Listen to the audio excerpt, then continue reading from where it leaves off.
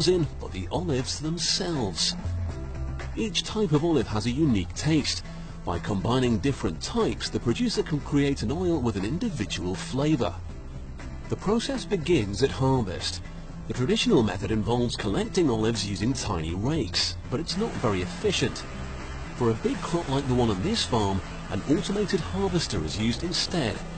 The machine surrounds each tree and literally shakes the olives off the branches.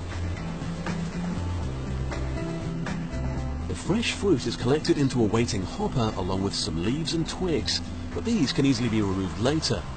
A machine like this can collect as many olives in an hour as it would take the traditional farmer to collect in an entire day.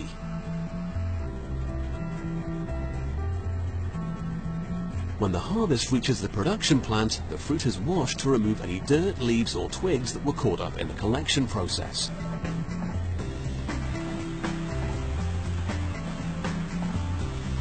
The more stubborn twigs and branches that remain are filtered out using a grill which only allows the fruit to pass through.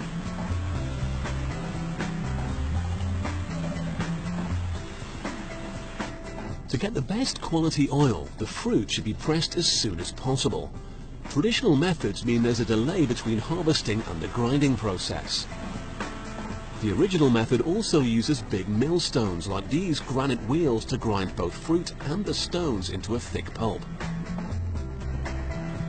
But modern production carefully controls two vital factors. First, the fruit is sent directly from the harvester to the grinders with as little delay as possible. And second, the fruit is ground more gently. Olives can lose flavor if the fruit is heated by the friction of grinding. The most sought after olive oil is called cold pressed. If the fruit pulp goes over 27 degrees, it can no longer be called this and loses value. It's time to extract the oil. In the traditional system, the pulp is layered between hemp mats. Each quantity of pulp is followed by another mat and so on, until the alternate layers look like a stack of giant pancakes. The stack is placed in a hydraulic press which literally squeezes the oils from the pulp.